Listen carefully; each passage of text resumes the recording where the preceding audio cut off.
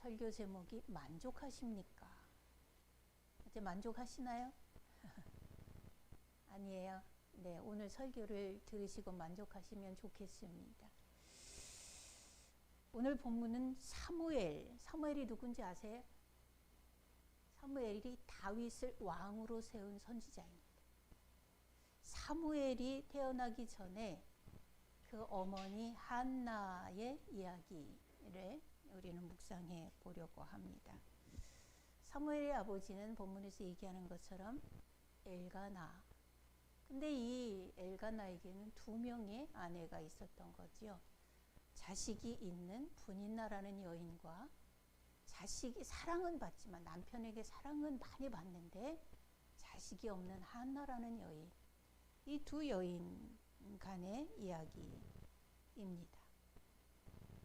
그 2 여인의 사이는 굉장히 좋지 않았던 것 같아요.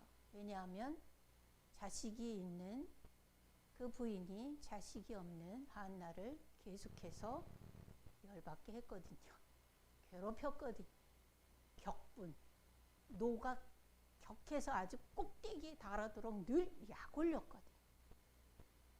더구나 뭘 가지고 있다 없다 이것 때문이 아니라 자식의 일로, 자식이 없는 사람에게 너 자식 없잖아. 특별히 이스라엘 사회에서는 아들, 여자는 계수하지도 않았잖아요. 그죠? 아들이 문제인데 아들은커녕 딸도 한 명 없는 이 한나를 분인나는 아주 업신여겼거든요. 사람이 그냥 말 안 해도 다른 사람이 누구를 업신여기고 그냥 별로로 생각한다. 이런 것들을 알아요, 몰라요? 알아요. 우리는 영물이거든요. 하나님이 그 코에 생기를 불어넣으신 생명이 된지라. 우리는 영물이에요. 신내림이 없어도 우리는 영물이에요. 그런 느낌들은 다 알아요. 그런데 분인나는 한나를 격분시켰어요. 말로 계속 비아냥거렸다. 그러니 사람이 죽겠는 거죠. 살고 싶지 않은 거예요. 그래서 남편 엘가나의 사랑을 듬뿍 받고 흠뻑 받는 한나였지만 그 사랑을 누리지 못합니다. 우리 남묘 원장님이 만족 못합니다 그랬는데 한나 만족 못했습니다. 오늘은 그 누리지 못한 사랑 이야기를 한번 해보려고 합니다.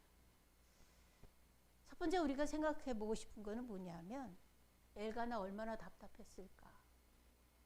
엘가나 참 심히도 답답한 마음을 토로합니다. 8절 읽으셨지만 8절 한번 다시 보세요. 그의 남편 엘가나가 그에게 이르되 한나여 어찌하여 울며 어찌하여 먹지 아니하며 어찌하여 그대의 마음이 슬프냐. 내가 그대에게 10 아들보다 낫지 아니하냐. 이렇게 얘기합니다. 얼마나 답답했으면 어찌하여 울며 어찌하여 먹지도 않고 어찌해서 그렇게 맨날 슬퍼만 해. 우울증 걸려 있는 거죠. 어찌하여 3번이나 어찌하여를 반복합니다. 신약 성경에 보면 예수님의 말씀을 예수님이 진짜 중요하게 생각할 때 반복하는 단어가 있다고 제가 말씀드린 적이 있어요. 뭐죠? 진실로. 그 아주 생명을 다한 강조의 말씀을 할 때 진실로 2번 합니다. 지금 엘가나는 어찌하여 3번을 이렇게 강조해서 답답함을 얘기해주고 있습니다. 누구보다 더 사랑해주고 누구보다 더 귀히 여기잖아요. 얼만큼 귀히 여겨요? 우리 한번 3절로 5절 한번 볼까요? 3절부터 5절 같이 한번 읽어보겠습니다. 시작. 이 사람이 매년 자기 성읍에서 나와서 실로에 올라가서 만군의 여호와께 예배하며 제사를 드렸는데 엘리의 2 아들 홈니와 비느하스가 여호와의 제사장으로 거기에 있었더라. 엘가나가 제사를 드리는 날에는 제물의 분깃을 그의 아내 분인나와 그의 자녀에게 주고 한나에게는 갑절을 주니 이는 그를 사랑함이라.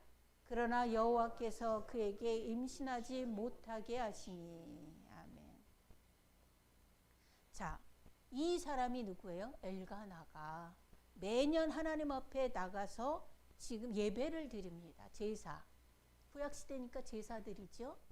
제물을 가지고 소를 가져갔는지 양을 가져갔는지 염소를 가져갔는지는 모르겠으나 제물을 가져가서 제사를 드렸습니다. 근데 그의 분깃을 나눈다 하는 것으로 볼 때 이 제사는 아무래도 하나님과 관계를 돈독하게 하기 위한 화목제의 제사였던 것으로 추정합니다. 화목제는 어떤 때 드리냐면 하나님 앞에 하나님 서원합니다. 내가 약속을 드립니다 라고 할 때 그때 드리는 제사. 그리고 자원해서 하나님 앞에 헌신하려고 할 때 드리는 제사. 그리고 너무 감사해서 하나님 앞에 감사 예물을 드릴 때 드리는 제사. 요것이 화목제 제사인데 이 화목제 제사는 어떻게 드리냐면 이제 제물을 끌고 가잖아요. 소와 양과 염소 뭐 다 끌고 갈 수도 있고 그 중에 하나만 끌고 갈 수도 있고 몇 마리를 끌고 갈 수도 있습니다. 가면 번제는 똥하고 뭐 이런 내장들, 기름들 그런 것들을 걷어서 따로 영문 밖에 나가서 태우고 모든 것들은 피는 단에 바르고 그리고 다른 모든 것들은 다 태웁니다. 다 태워요. 아무것도 남기지 않고 하나님 앞에 다 몽땅 드리는 게 번제. 요 화목제는 그런 것이 아니라 이 짐승이 가지고 있는 기름하고 콩팥만 드려요. 왜냐하면 이것은 힘의 근원이고 그런 상징이기 때문에 콩팥하고 기름만 드려요. 힘에 이걸 드립니다. 라는 거예요. 그러면 뭐가 남아요? 고기가 다 남잖아요. 그죠? 이 기름하고 콩팥만 태워서 드리고 물론 피는 사람이 먹을 수 없어요. 지금도 여러분 피 먹으면 안 됩니다. 우리 순대 좋아하시는 우리 남효 성도님 잘 고민해 봐야 돼요. 왜냐하면 하나님께서 예수님이 십자가에 못 박혀 돌아가시고 난 이후에 부활하시고 난 이후에 베드로에게 부정한 짐승들, 우리는 성경에 부정한 짐승이 기록되어져 있어요. 부정한 짐승들 먹지 마라 그랬어요. 대표적으로 굽 갈라지고 새김질하는 것 그것만 정한 거예요. 그것만 우리가 먹을 수 있어요. 그리고 생선 중에는 비늘이 있는 것 그것만 먹을 수 있어요. 근데 고등어 꽁치는 우리가 오메가3 어쩐다고 그러는데 비늘이 없어서 먹으면서 찝찝하단 말이에요. 먹기는 먹어요. 근데 찝찝해요. 근데 지금 우리 돼지고기도 먹고 닭고기도 먹고 토끼고기도 먹고 다 먹잖아요. 근데 구약에서는 그랬거든요. 돼지는 굽은 갈라져 있으되 새김질을 못하니까 먹지 마라. 그래서 지금도 이슬람교인들 있잖아요. 이슬람인들은 돼지고기 안 먹어요. 부정한 거잖아요.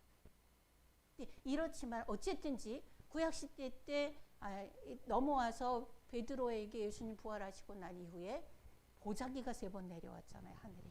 환상 가운데. 근데 거기에 온갖 굽은 갈라졌는데 새김질 못하거나 새김질을 하는데 굽이 안 갈라졌거나 토끼같이 이런 것들은 먹으라 그러는 거예요. 근데 하나님 나는 부정한 것을 한 번도 먹어보지 않았습니다. 그랬더니 먹어라 그렇게 얘기했어요. 이게 뭐지? 나중에 바울을 통해서 결론을 내려준 것은 뭐냐 하면 모든 것들을 다 먹되 피는 안 된다. 2가지를 금했어요. 2가지. 하나는 뭐냐 하면 피는 먹지 마라. 짐승의 피는 먹지 마라. 몸에 보양이 된다 그래서 우리가 사슴피 뭐 이런 거 먹잖아요. 아니요. 그건 안 됩니다. 왜? 생명을 먹는 거기 생명은 하나님의 것이니까 네가 그렇게 취하면 안 된다는 거예요. 2번째는 뭐냐면 우상의 재물을 먹지 마라. 2가지는 지금도 금하고 있는 겁니다. 메뉴를 바꾸셔야 되겠어요. 예. 어쨌든 이렇게 해서 부정한 것 안 되고 정한 것 됩니다. 그런데 화목제물을 드려요. 안수를 하고 잡아서 피를 바르고 피는 아무도 못 먹는다는 설명을 드린 거예요. 피는 바르고 콩팥하고 기름만 태워서 하나님 앞에 드립니다. 그리고 남은 고기는 이 가슴살은 퍽퍽살, 닭으로 말하면 퍽퍽살. 그리고 맛있는 그 연한 그 부위는 제사장에게 드립니다. 그리고 오른쪽 뒷다리는 그날 예배를 참여한 예배를 집도하는데 도움을 줬던 제사장에게 줍니다. 나머지 고기들 크잖아요. 소를 생각해 보세요. 가슴살 얼마를 제사장에게 드리고, 그리고 뒷다리살 그 참석한 뒷다리만, 오른쪽 뒷다리만, 그것도 왼쪽은 말고 오른쪽 뒷다리만 거기에 임례한 제사장들에게 드리고, 나머지 엄청 크잖아요. 많잖아요. 이거는 누가 먹느냐 하면 가지고 온 그 사람과 성전에서 봉사하는 레위인들과 노비들과 이런 사람들이 나눠 먹는 거예요. 그것을 분깃을 나눈다라고 하는데, 그 중에 이제 자기 가족들이 다 먹는데 분인나도 주고 그의 자식들도 주는데, 한나는 맛있는 거 골라서 더 많이, 분인나보다 갑절을 더 많이, 당신 이거 좋아하지? 이거 먹어. 이랬다는 얘기예요 지금. 그러니까 이렇게 줬는데 맨날 울고 먹지 않고, 이러는 거죠. 먹지도 않고 울고 맨날 퉁퉁 부어갖고 심통이 나고 막 우울해갖고 막 이러고 있으니까 엘가나 답답한 겁니다. 그러니까 내가 너에게 열아들보다 낫지 아니하냐, 내가 얼마나 더 너를 사랑해, 이 얘기를 하는 거죠. 그 누구보다도 더 많이 사랑해주고 그 누구보다 더 귀히 여겨주는 거잖아요. 그죠? 남편이 그렇게 신경 써주고 인정해주고 높여주는데 한나는 울고 먹지도 않고 우울증에 빠져갖고 맨날 팅팅 부어있고 답답한 겁니다. 답답한 거예요. 한나는 왜 남편의 사랑을 누리지 못할까요? 우리 2절, 6절, 7절 봅니다. 먼저 2절 함께 읽어볼까요? 시작. 그에게 두 아내가 있었으니 한 사람의 이름은 한나요, 한 사람의 이름은 분인나라. 분인나에게는 자식이 있고 한나에게는 자식이 없었더라. 6절입니다. 시작. 여호와께서 그에게 임신하지 못하게 하심으로 그의 적수인 분인나가 그를 심히 격분하게 하여 괴롭게 하더라. 매년 한나가, 7절이요. 매년 한나가 여호와의 집에 올라갈 때마다 남편이 그같이 하매 분인나가 그를 격분시키므로 그가 울고 먹지 아니하니. 아멘. 한나가 남편의 사랑을 몰라서도 아니고요. 그 남편의 사랑이 적어서도 아닙니다.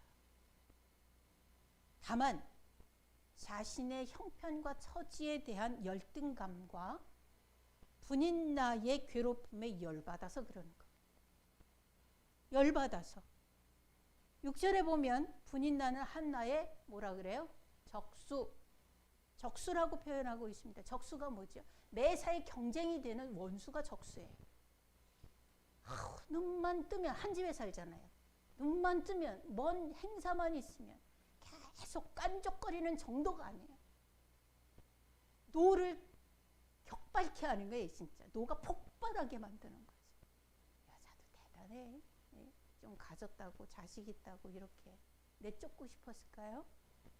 남편이 그를 더 사랑하니까 지도 열받았을까요? 적수예요. 매사에 경쟁하고 왼수.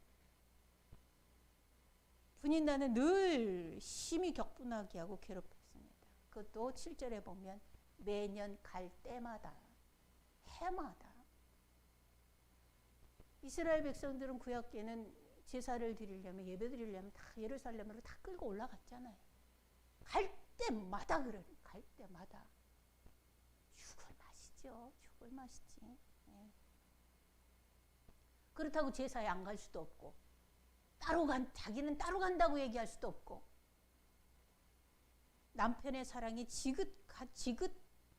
지극하지만, 아주 극진하지만 이것과 전혀 관계없이 화나고 우울해서 먹지도 못하고 이런 겁니다. 그 사랑에 만족이 안 되는 거예요. 자, 이제 우리는 한나의 이 형편을 우리의 형편으로 적용해서 이야기해보면 좋겠습니다. 우리는 신랑 대신 예수님이 있습니다. 우리는 아버지 대신 하나님이 계세요. 우리 하나님 대신 성령님이 우리 안에 아예 들어와서 나와 함께 살고 계세요. 주님은 우리에게 얘기합니다. 아들을 아끼지 아니하시고 우리 모든 사람을 위하여 내어주시니까 어찌 그 아들과 함께 필요한 것을 우리에게 주시지 않겠느냐. 로마서 8장 32절 말씀입니다. 아들도 내가 죽였어. 너를 위해서. 분인나가 모든 분깃 중에서 가장 맛있고 한나가 좋아하는 것을 갑절이나 해서 그걸 다 먹는지 안 먹는지 그거는 상관이 없어. 그가 뭐 대식가인지 뭐 그건 관계가 없어요. 남편이 그를 그렇게 챙긴다는 게 중요한 거잖아요. 하나님이 우리를 위하여서 자기 아들 독생자를 죽이셨고 그 아들과 함께 그렇게 죽이신 하나님께서는 필요한 모든 것들을 우리에게 더하여 주시겠다. 모든 것이라고 하는 것에 지금 성경에는 모든 것이라고 나와 있지만 전의 성경에는 은사를 주시지 않겠느냐라고 얘기하고 있어요. 은사. 하늘의 비밀스러운 기능들을 우리에게 주시겠다. 예언하는 기능, 보는 기능, 말하는 기능, 방언이죠. 말하는 기능, 분별하는 기능. 각종 은사들이 고린도전서에 다 나오지. 12장. 그 중에 제일은 사랑이니라가 13장이네. 그런 것들을 다 주겠다. 요한복음에서 예수님 직접 스스로 에고 에이미 기억하시나요? 우리가 지난번에 요한복음 묵상할 때 다니엘 기도회 할 때 했던 거. 나는 선한 목자다. 나는 누구누구이다라고 예수님 직접 우리에게 자신을 밝히 드러내신 여러 가지 중에 하나가 나는 선한 목자다라고. 그런 말씀하십니다. 도둑이 오는 것은 도둑질하고 죽이고 멸망시키려는 것뿐이요 내가 온 것은 양으로 생명을 얻게 하고 더 풍성하게 하기 위함이다. 나는 선한 목자다. 나는 양들을 위해서 목숨을 버린다. 이게 예수님의 자기 소개입니다. 그런데 우리는 한나같이 세상에서 열받고 억울하고 성질나고 삶의 조건이 뭐가 잘 안 맞아. 그래서 열등감에 빠져서 자신이 없어요. 한나랑 똑같지 않아요. 한나랑 똑같습니다. 하나님이 이스라엘 백성들을 구원하기 위해서 홍해를 갈랐으면 뭐 할 거고 40년 광야길을 걸어가는 동안에 만나를 들이부어서 굶주리지 않게 해줬으면 뭐 할 거예요? 나는 지금 주머니에 돈이 없고 드는 일이 안 되는 거 자꾸 꼬이는 거예요. 이렇게 생각하지 않으십니까? 이스라엘 백성들도 그랬어요. 그들이 만나를 먹으면서 뭐라고 그랬는 줄 아세요? 우리 민수기 21장 5절 한번 찾아보겠습니다. 민수기 21장 5절.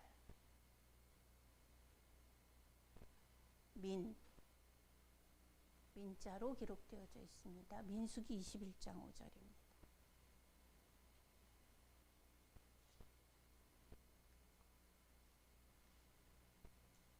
민수기 21장 5절 같이 읽어요. 찾으셨습니까? 민수기 21장 5절 같이 읽습니다. 시작. 백성이 하나님과 모세를 향하여 원망하되 어찌하여 우리를 애굽에서 인도해 내어 이 광야에서 죽게 하는가. 이곳에는 먹을 것도 없고 물도 없도다. 우리의 마음이 이 하찮은 음식을 싫어하노라 하매. 이 하찮은 음식이 뭐지요? 하나님이 공급하시는 식량 만나입니다. 여기는 건포도도 없어요. 여기는 부추도 없어요. 여기는 오이도 없어요. 여기는 마늘도 없어요. 이런 거 없다고 종살이를 그리워하면서 지금 하나님의 은총으로 쏟아지는 그 양식 만나는 이들에게는 어떤 음식이에요? 죽기 싫을 만큼 먹은 음식, 죽기 싫을 만큼 먹기 싫은 음식이에요. 죽기 싫을 만큼 먹기 싫은 하찮은 음식이에요. 어떻게 하찮은 음식이라는 말을 쓸까요? 여러분, 우리가 하나님 앞에 이 구속의 구원의 은혜를 받고 천국을 바라보며 살고 지금 주님과 동행하면서 한나처럼 맨날 울고 먹지도 않고 우울하고 열등감에 빠져 있고 열받아 있고 이 이스라엘 하찮은 음식이라고 만나를 먹으면서 하찮은 음식이라고 말하는 이스라엘 백성들과 다를 바가 없어요. 한나와 다를 바가 없어요. 주시는 큰 사랑은 그거는 그냥 그런 거고 지금 쪼가리가 내게 없다고 내가 좋아하는 쪼가리가 없다고 나는 징징 짜는 거예요. 하나님의 그 큰 사랑은 누리지 못하고 그 큰 사랑 안에 다 있는데 그거는 밀어놓으니까 쪼가리 없는 것이 분노가 일어나요. 격분하는 거예요. 다윗이 고단한 피난 생활 중에 이런 고백을 합니다. 시편 23편이 그건데요. 1절에 보면 여호와는 나의 목자시니 내가 부족함이 없으리로다. 이렇게 고백을 합니다. 우리 같이 한번 외워볼까요? 뭐 간단하니까 시작. 여호와는 나의 목자시니 내게 부족함이 없으리로다. 아멘. 자, 이 말씀은 하나님이 나의 목자이시기 때문에 목숨이 왔다 갔다 하는 피난살이이지만 나는 전혀 부족함이 없습니다. 이야기입니다. 왜 부족함이 없겠어요? 맨날 도망다니고 있는데. 집에서도 못 자고 맨날 동굴을 찾아다니고 많은 사람들이 다윗을 쫓아다니기 때문에 그들을 거느린다는 게 나 혼자 도망다니는 것도 힘든데 거느리고 도망다닌다는 것이, 그리고 가족만 거느리는 것이 아니라 최소 600명인데 군사만 400명이에요. 그 사람들을 거느리고 다니는데 왜 부족함이 없겠어요? 근데 다윗은 얘기해요. 여호와는 나의 목자이시기 때문에 내가 부족함이 없다. 한나는 남편의 지극한 사랑이 함께 있는데 울고불고 먹지도 않고, 우리는 예수님이 죽기까지 우리를 사랑하고 선한 목자로, 나는 선한 목자다. 목자가 뭐예요? 책임지고 끌고 간다는 게, 죽게 안 놔둔다는 거잖아요. 모든 필요한 것은 공급한다는 거잖아요. 우리를 그렇게 책임지신다고 하고 하나님은 아들을 아끼지 아니하고 우리에게 모든 것을 주셨기 때문에 필요한 것은 더 주겠다라고 약속을 하고 계시는데 우리는 내내 열받아. 내내 만족하지 못해. 내내 부족해요. 한나나 광야길에 만나를 먹으면서 이 하찮은 음식, 이거 먹고 죽을 것 같은 이런 음식은 우리에게 너무 하찮아서, 그래서 모세와 하나님을 향해서 원망했던 이스라엘 백성들이나 우리나 공통점은 뭐지요? 결국 궁극적인 사랑받음의 감사가 아니라 삶을 따라다니는 조건 때문에 생명을 풍성케 하는 그 사랑을 잃어버리는 거예요. 삶의 조건이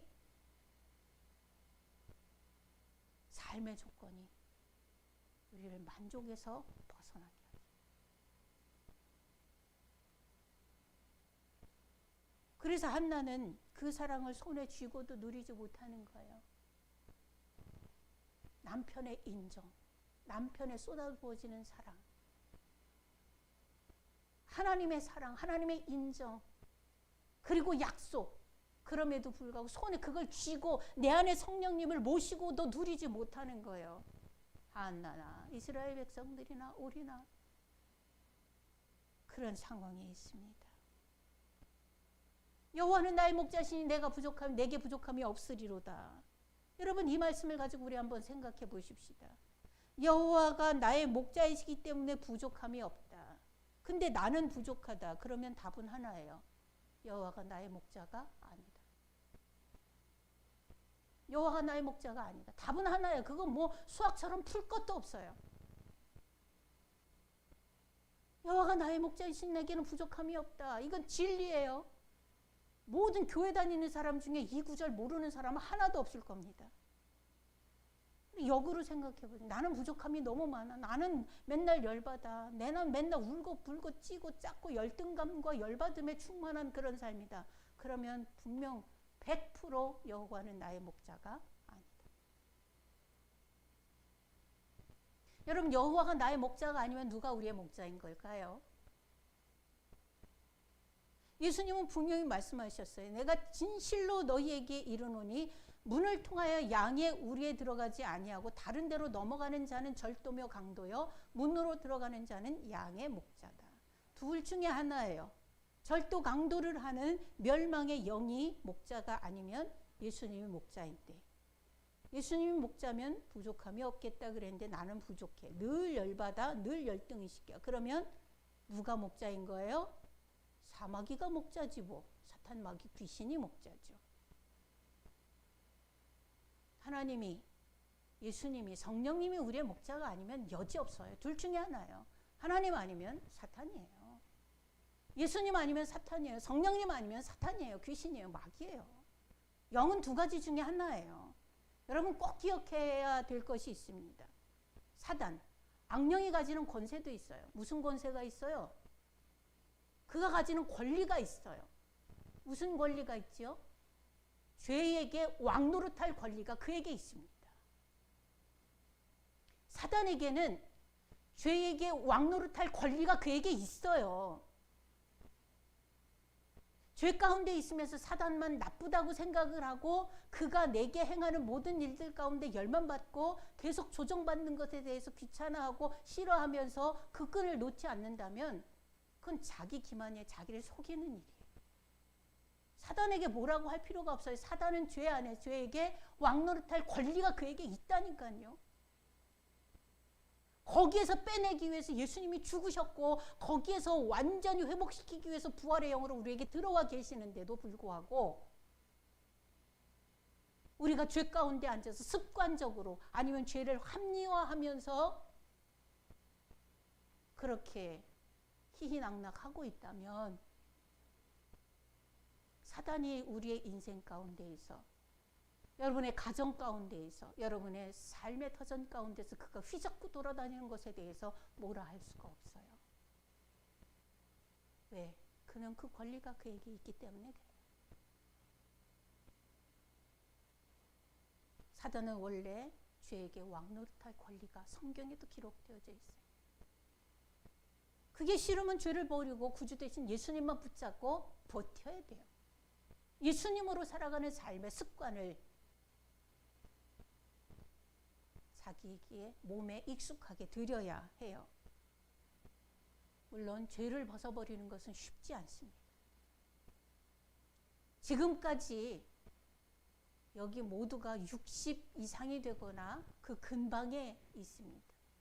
60이 안 된 분이 우리 젊은 남원장님밖에 없군요.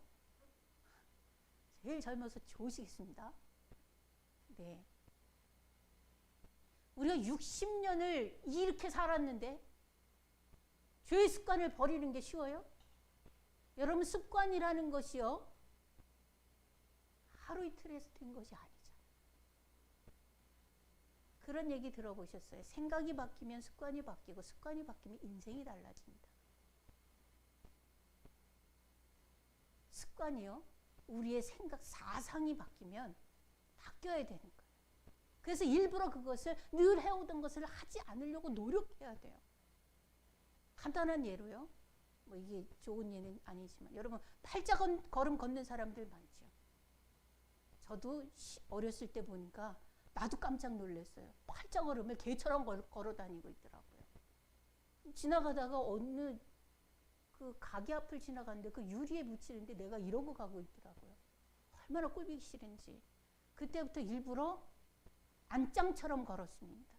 팔자걸음 걷는 사람들이 안짱으로 걸으면 일자가 돼요. 지금은 거의 11자로 걷지만 그래도 편하게 걸으면 한쪽 다리가 이렇게 가요. 그게 어려서 팔자걸음을 고쳤는데도 불구하고 중학교 때 그때 고친 것 같아요. 그때. 그러면 50년은 된 거 아니에요? 45년은 된 거 아니에요? 그런데도 지금도 한짝 다리가 이렇게 간다니까요. 고치기 쉽지 않습니다. 아주 작은 하찮은 습관 하나도 고치기 어려워요. 근데 우리의 죄의 습관이 그 뒤에 왕노릇하는 사마귀가 있는데 사탄이 있는데 그것으로 우리의 인생을 올가매고 그것으로 우리의 인생을 좌지우지하고 흔들고 있는데 그것으로 우리의 인생뿐만 아니라 하나님을 향하여서 엿먹으세요 하고 있는데 쉽게 그걸 고칠 수 있다고요? 교만하지 마세요. 자만하지 마세요. 그런 거는 없습니다. 나는 될 수 있어. 아니, 너라서 안 돼. 너는 안 돼. 다른 사람은 다 돼도 그렇게 말하는 너는 안 돼. 왜? 은혜 받지 못했으니까. 은혜가 아니면 그건 될 수가 없는 거예요. 하나님이 붙잡아 주시지 않으면 그건 될 수 없는 거예요. 근데 나는 맘만 먹으면 된다고. 에라 되나 봐라. 은혜가 중요한 거예요. 하나님이 붙잡아 주시지 않으면 어떤 것도 안 되는 거라니까요. 죄의 습관은 버리기가 어려워요. 왜? 우리가 그걸 가지고 얼마나 기고만장하게 살았는데 그걸 버려. 나 하나만의 일이면 그래요. 내가 마음먹으면 된다고 할 수도 있어요. 그러나 나 하나만의 일이 아니라니까요.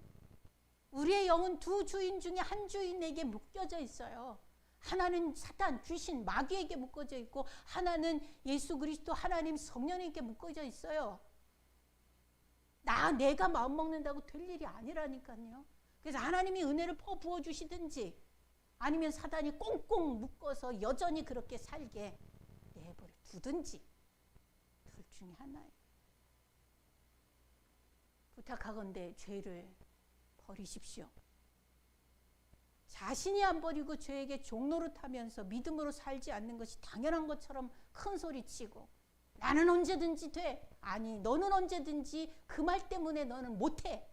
이게 정답이요. 옳은 것처럼 히히덕거리고 주장하고 은혜라고 하는 것은 은혜 생활이라고 하는 것은 눈 씻고 찾아봐도 없을 만큼 그렇게 산다. 그러면서 신앙에 대해서 뭔가를 얘기한다. 그런 헛됨에서 벗어나야 됩니다. 그런 헛됨에서 벗어나야 돼요.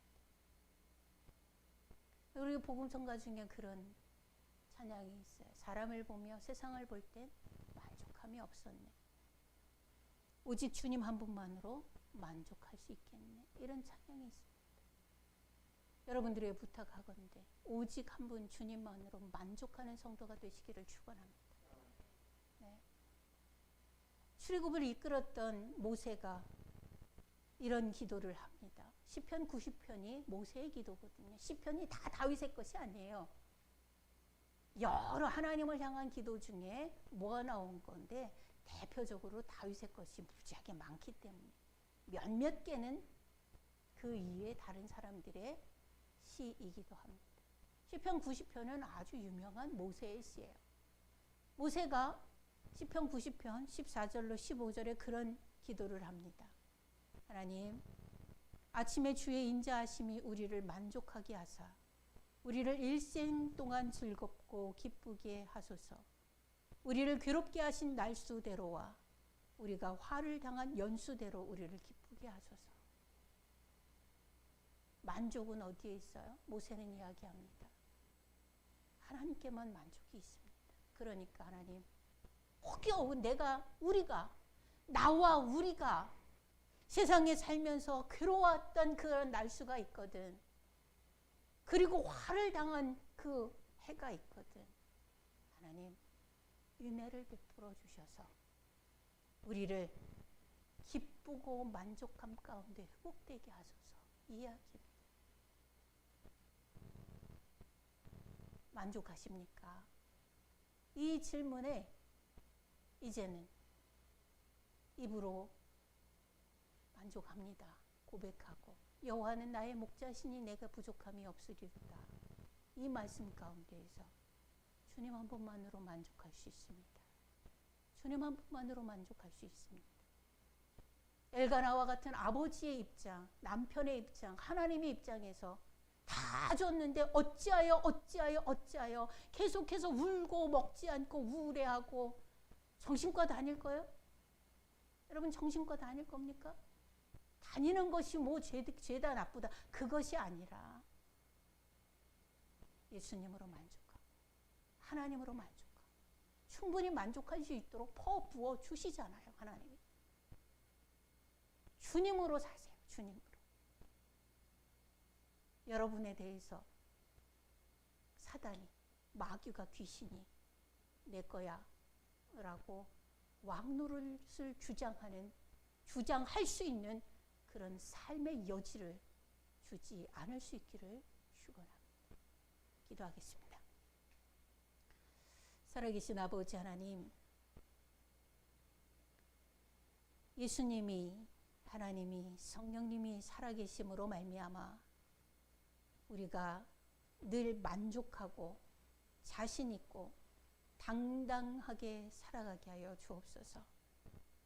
비록 집이 없어도, 비록 돈이 없어도, 비록 명예를 잃어버렸어도, 비록 권세가 없어도 하나님, 우리가 허탄한 데 빠지지 않게 하여 주옵소서. 꼭꼭 묶인 올무에 빠져서 습관적인 한숨에 머무르지 아니하도록 주님께서 우리를 회복시켜 주옵소서.